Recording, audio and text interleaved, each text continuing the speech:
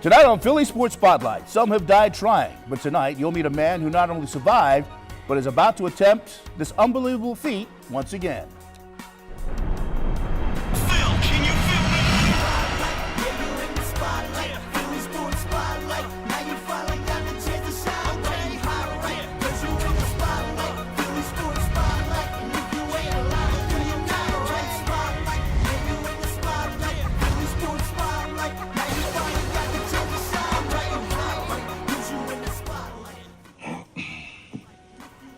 My freshman philosophy professor assigned this exercise in forward thinking. He called it a bucket list.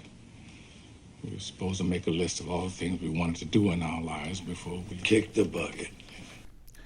Jack Nicholson, Morgan Freeman from the movie Bucket List, discussing things they would like to do before they died.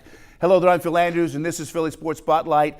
And that clip, the perfect segue to this evening's guest, the amazing Werner Berger, who at the tender age of 55, jotted down his own bucket list. And with that said, let's welcome Mr. Berger to the set. First of all, thank you very much for coming on our set today. I don't know what to say. I'm overwhelmed by having you here after reading about you for the last couple of weeks. You were set forth, by the way, this is the oldest person in the Western Hemisphere to climb Mount Everest. And you're going to know more about that as the show goes on. But this all started back years ago when you were 55. Somebody handed you a bucket list, and you put on your bucket list. Climb Kilimanjaro, climb the Matterhorn in Switzerland, and trek to Everest Base Camp.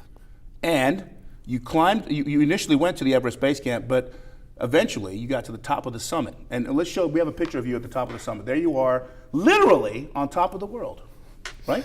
That was not part of the bucket list initially. No, so how did you end up going to Everest? Well, there came a time when I decided to do the 7 summits, which is the 7 highest points on the 7 continents, and never really thinking that I would have to be on top of Everest to do that. And then one day I found myself at the top. Well, the wonderful thing about the era that we live in now is that you were able to capture this on video. It used to be film, but now it's video, digital video. And we have your amazing trip to the top of Everest in this short encapsulated piece of video. Warren, I want you to watch this with me. Life is all about experiences. And I cannot imagine a more powerful, more rewarding, more fulfilling experience than being in these mountains, in the Khumbu. How can anybody be surrounded by this beauty and not be touched? I'm here to prove to myself that I can climb Everest. I'm here to prove to others that they can do much more than they're presently contemplating.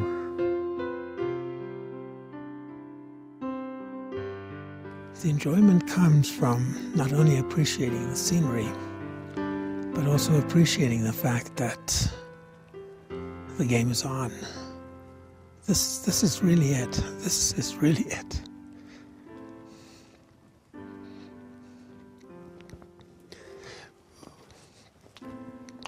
We're going to the top of Everest. I'm going to the top of Everest. And yes, I know I'll be huffing and puffing, and that's just part of the game. But I know that this body can do this.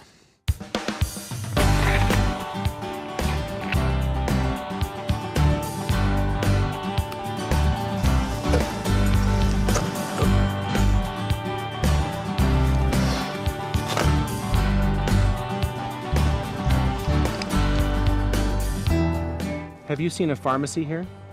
I have not. I need to buy some soap. I cannot imagine being 2 months on Everest without a bar of soap. At least even though it might be a snow shower. I'm not sharing a tent with you, that's for sure. I didn't ask you to.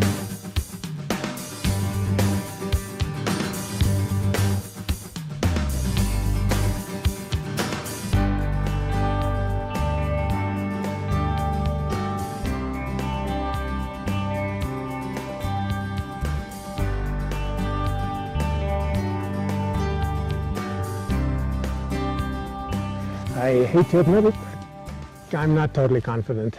I have some concerns.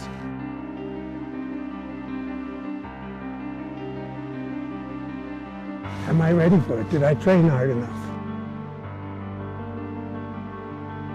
you come into these mountains, you really assume a certain amount of risk.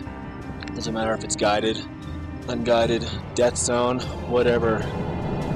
It's all the death zone up here. To the summit!